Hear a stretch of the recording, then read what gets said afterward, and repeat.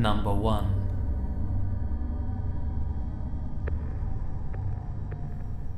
This happened when I was in college.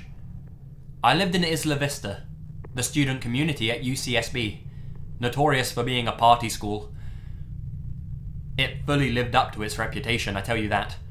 I mean, I like to party, but holy shit, these people were off the wall. As such, there were a lot of people who put themselves in dangerous situations, drinking to excess, not being careful, not locking doors, etc. It had a very isolated and insular vibe, and anyone who was hanging around there who wasn't college-aged immediately looked out of place and strange. One night, after having a few drinks, I came home to my small house, where I lived with 2 other girls, probably around 2:30 in the AM. We were all serious students. I was probably the least serious, actually. And when we partied, it was not your typical UCSB mega rager. More like a small get-together with friends. We would often have a few people spend the night, sleeping on our furniture, or in our beds as the case may be. That night, my roommates had a few people stay over who I didn't know, and I saw when I returned home that one of them was sleeping on the couch. I could tell this from the shadow that I saw there. I didn't turn the light on so I wouldn't wake them up. As I was passing by the couch to enter my bedroom, I noticed that the figure was lying very stiff. He just had this weird energy to him. He was lying down, but it was like he was putting all his energy into lying as still and rigid as possible. I paused, and the guy quickly jerked his head to face me, without moving any of his limbs. He did this so quickly that it startled me. I could see his wide open eyes glinting in the dark. I figured that I'd startled him, or that he was drunk or maybe on some kind of stimulant. I just hurried past into my bedroom, and I locked the door. I fell asleep, but at around 4:30 AM, I woke up. There was a strange sound at my door, almost like somebody was strumming their fingers against the wood very quietly.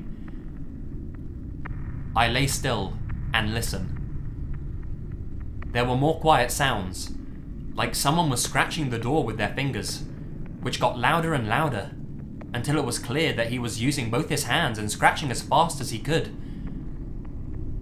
It created an extremely loud and intimidating sound that filled me with fear. I got my cell phone and texted my roommate because I was afraid to make a sound. "Your friend is freaking me out," I typed. "Is he on coke? Can you talk to him? He's banging and scratching on my door." She didn't text me back, probably because she was sleeping. So I texted my other roommate to the same effect, covering all my bases. Keep in mind that the scratching has been going on at this point for a couple of minutes. I have no idea how he could have sustained it. Scratching a wooden door with your fingernails can't feel good. He also grabbed at my door handle and jiggled it super forcefully. Because neither of them answered, I decided to call and really wake them up, though I was scared to make a sound. I know it sounds stupid, but there was something seriously horrifying about being teased like this through the door. I knew that he was trying to terrify me. I felt like a little kid, but I could tell this guy was fucked up or something, and maybe the police needed to be called, and I wanted to loop my roommates in, since it was one of their friends. The scratching stopped abruptly, and I called my roommate, who answered sleepily. I said, "Your friend is messed up. Can you please deal with this? Do you need me to call the cops? He's seriously scaring me and he was scratching at my door, really fucking weirdly." She didn't say anything for several seconds, and when she did speak, her voice had no sleepiness in it at all. "What friend?" I replied, "That fucking guy that was sleeping on the couch." She was quiet again. "We didn't have any guys over." She then said, "Call the police." My adrenaline surged, and I told her to please lock her bedroom door as quickly as she possibly could. I realized that I hadn't heard the scratching in a while, and I had no clue where the dude had gone. Suddenly, I heard a loud banging in the other end of the house, where my roommates Lauren and Monica shared a room. The bangs were followed by the sound of them screaming in fear. I quickly dialed the police, as this maniac proceeded to bang against the luckily locked bedroom door of my two roommates as they screamed. The heaviness of the blows left no doubt that he was trying to break the door down. I told the 911 operator the situation, and she dispatched 2 squad cars. The police in Isla Vista are generally used to peeling drunks off the sidewalk and breaking up brawling frat bros. But this was really serious and strange, and I think the dispatcher got the sense from the tone of my voice how terrified I was, and she stayed on the phone with me. At one point, the banging stopped, and everything went quiet. I kept talking to the dispatcher, and suddenly looked down to see that this guy had slipped his fingers through the 1-inch gap between my door and the floor, and was just kind of waggling them around, making this weird growling sound. I screamed and backed away, which is probably my biggest regret about this situation, since when I look back at it, it would have been awesome to just stomp the shit out of those fingers and hear the guy howl in pain. When the cops rolled up, I heard running and the sound of our sliding glass door opening and closing, and then he was gone. The cops never caught him. He had broken in through our side door by jimmying the lock somehow. My door was covered in what turned out to be huge scratches he'd made using a pair of scissors, which he had discarded on the ground before he left. What terrifies me most about this was that I walked right past him. I looked him right in the face. I realize now that he was not trying to sleep, and he was not on drugs, but he was lying there so stiff because he was hiding. He probably heard me open the door and freaked out because he hadn't realized there was someone else living in the house, and just tried to blend into the couch in the darkness.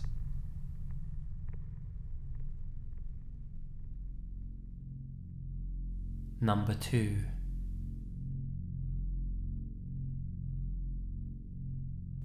It was early September. I had just graduated from high school in June, so I was excited to start college. I decided to live on campus, and on September 4th, that's when I met Jim, my roommate. Jim was 22. He hadn't attended college until now.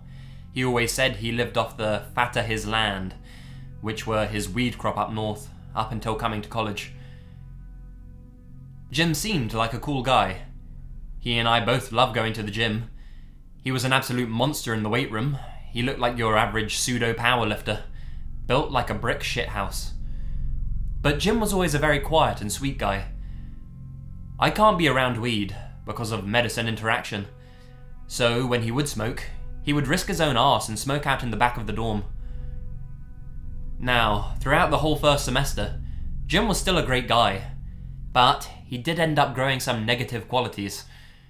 I'm not saying he became a bad person, but was instead adapting to his environment. After he and I went to our first college parties, he had strung together a group of 4 girlfriends, and none of them knew about each other. He was such a good liar, and I'm not just talking about being very convincing, but if I hadn't seen all of the girls with my own eyes, I would have believed that the girl of that night was his one and only. Then came Halloween.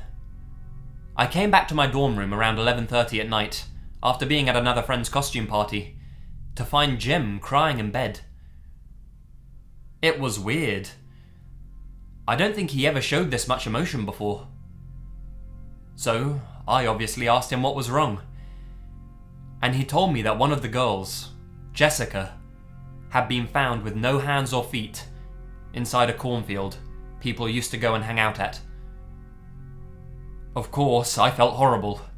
I decided I was going to try and make him feel better, so I ran into our bathroom to wash my face quick.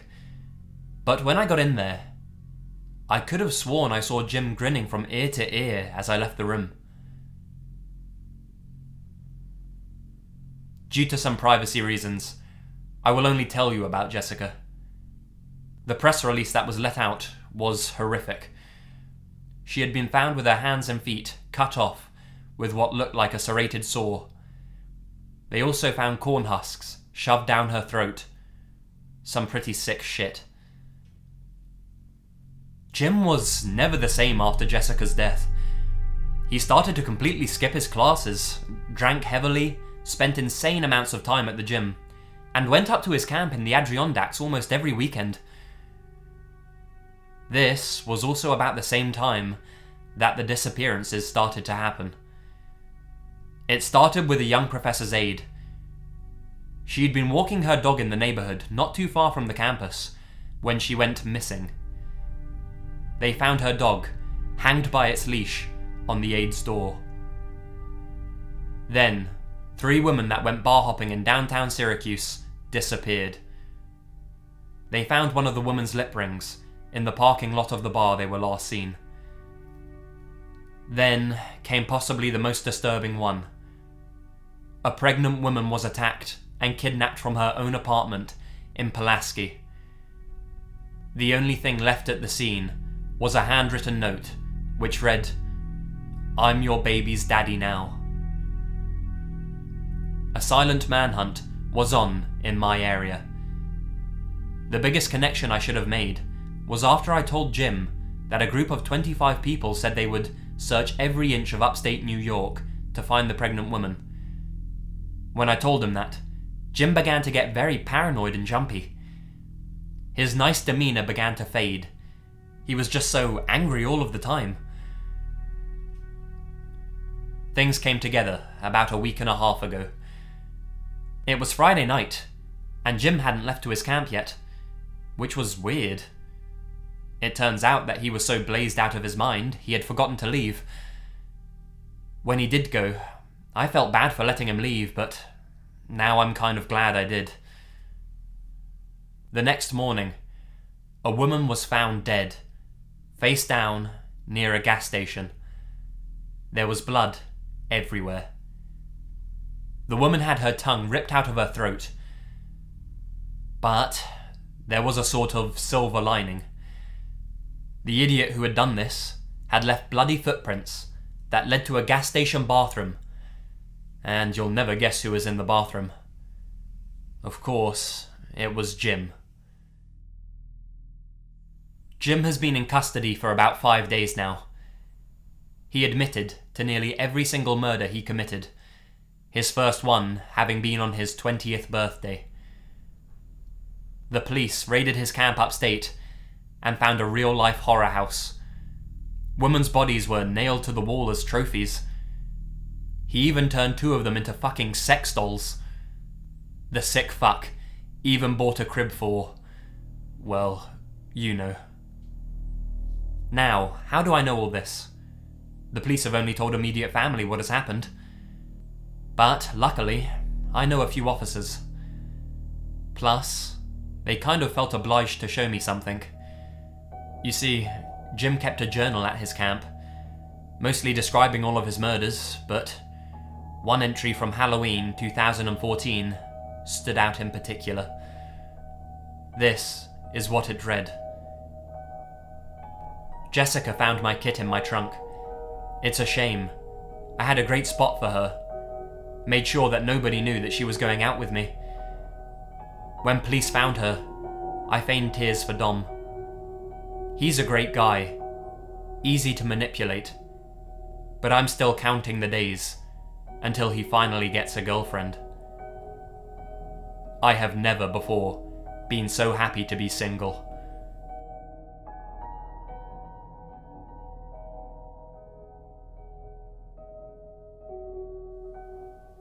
Number 3.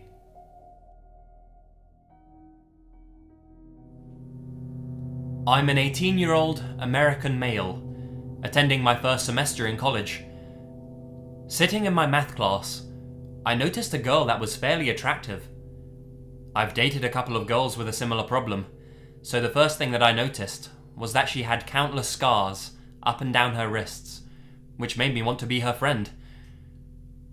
I introduced myself one day when the professor was late. Before anyone says anything, I have a girlfriend. so I wasn't trying to go after an emotionally fragile, pretty girl. I sat next to her and put my hand out saying, "Hi, I'm Fokmuth." To which she said, "Oh hey, I'm Chrissy." We talked for a few days and ended up exchanging numbers. Literally, the day I gave her my number, I was a bit worried. I counted almost 200 texts in the first day, and by a week, the number was literally in the thousands. At first I was just annoyed because that's a fucking lot of texts. But the longer I waited to respond, the more alarming the texts became. The first one said, "Hey, this is Chrissy from math." The 10th said, "I have the right number, right?" And the 15th said, "Is there a fucking problem?" This was all within the first hour or two of me giving her my number. As an experiment, the third day she was texting me, I didn't respond at all, just to see what her answer would be. She sent me a death threat. On the fourth day, I told her that my girlfriend was very protective and didn't want me talking to other girls. This was a lie, but I didn't know what else to say to her. In school, I sat somewhere else instead of next to her. She continued to send me texts, even going as far as to send me pictures of her wrists with new cuts on them. The flash was always on. I sat down for lunch with my laptop in the library, enjoying the quiet. Whether it was coincidence or her finding me on purpose, she was there too. I didn't know she was there until I heard a scraping sound.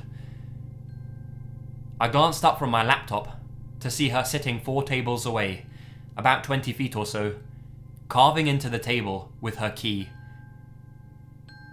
I pretended not to see her, acting like I was really into my work, when in reality, my heartbeat had quadrupled. I kept a calm demeanour, occasionally glancing up. Her eyes rarely left me, and her hand never stopped scraping with her house key. I could feel that eerie sensation of eyes on me, leaving me uneasy and nervous. After about 30 minutes, she slammed down her key, grabbed her bag and stormed out with her black hair flowing behind her. It's a shame she's crazy, because she honestly is very pretty.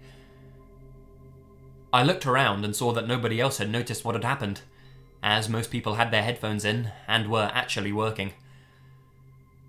I casually packed up as if I had a class time approaching, putting my laptop and charger in my backpack and checking my watch a few times as if in a hurry. I felt it necessary that I keep up a charade as if I had another class, when my last class had actually ended hours ago. I did this because the feeling of her watching me never really stopped.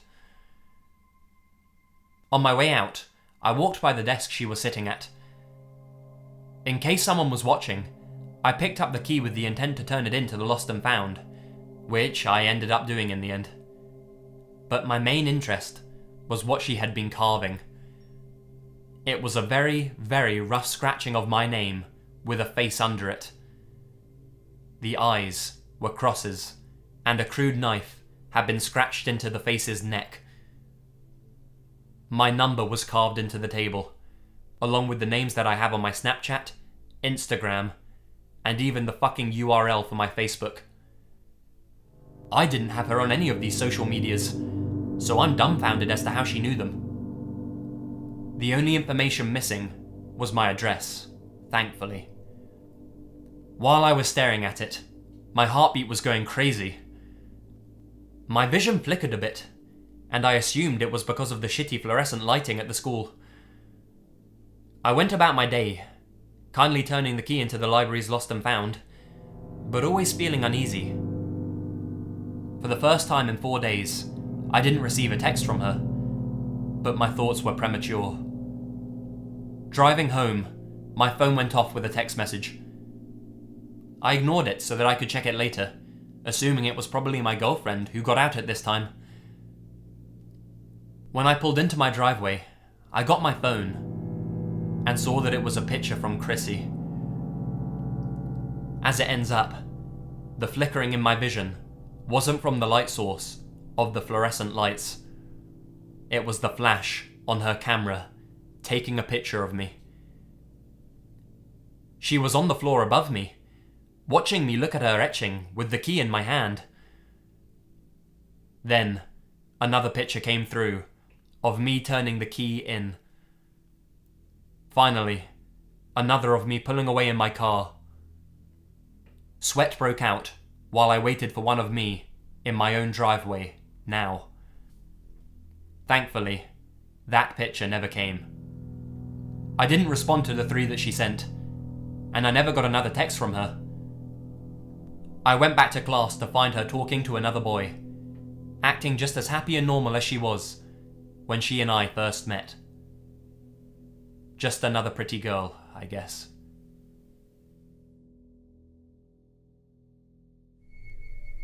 Number 4.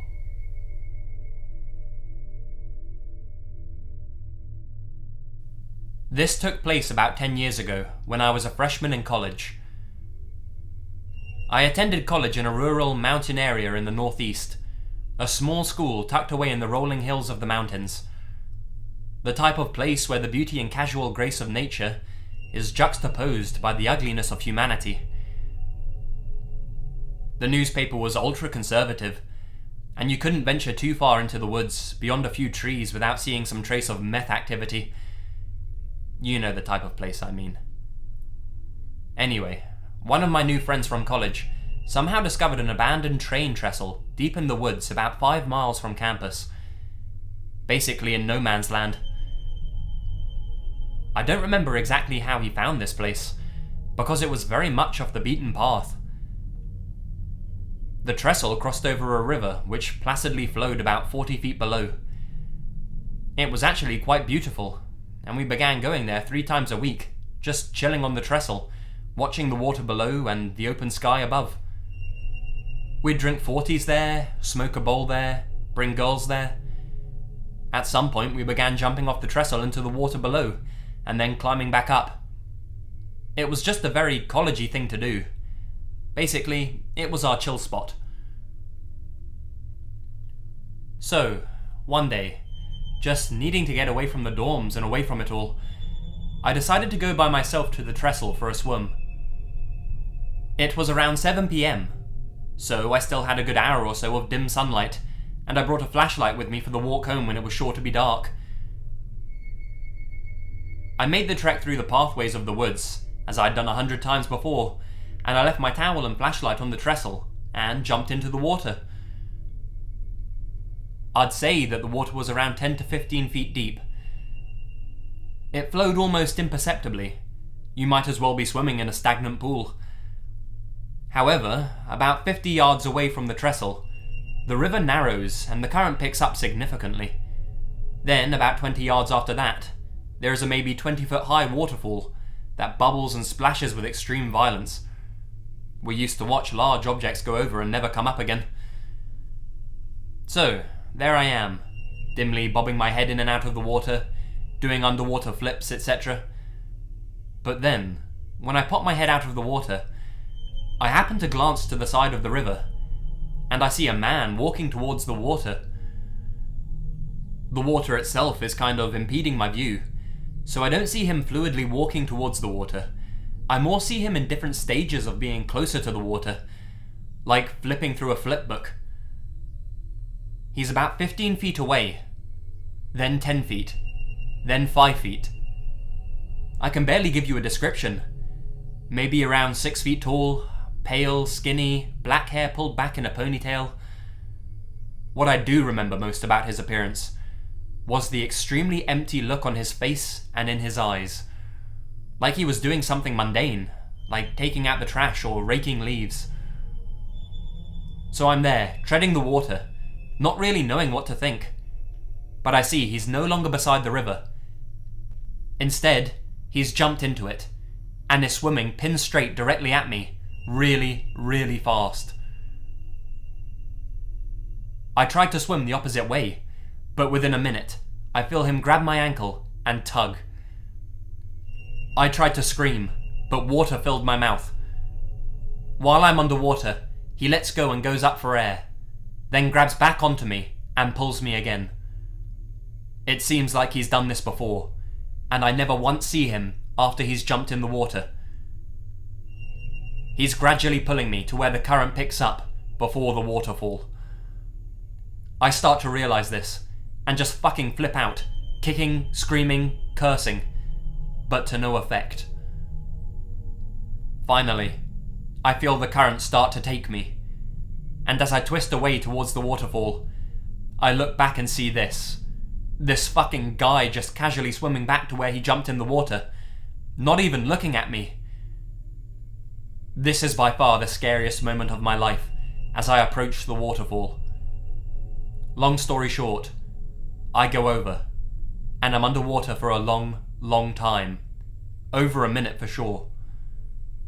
The water above me is unrelentingly pushing me under.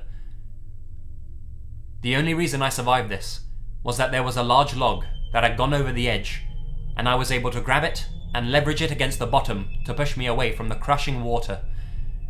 I survive, obviously, but then I had to trek the miles back to my dorm, in the dark without my flashlight, every step of the way thinking he would come back to finish the job. The next year, a football player drowned going over that fall. The news said it was because of an extreme current due to the recent rainfall, but I've always wondered about that.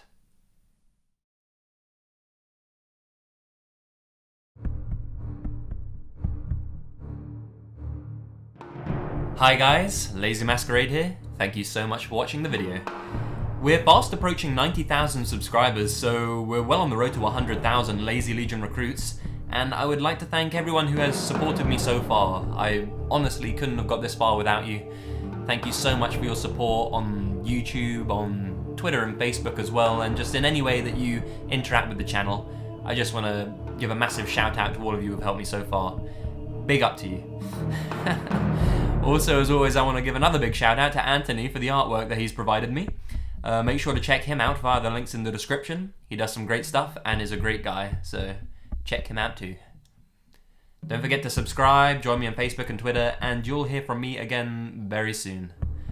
So until then, stay spooky, and remember, the best things happen in the dark.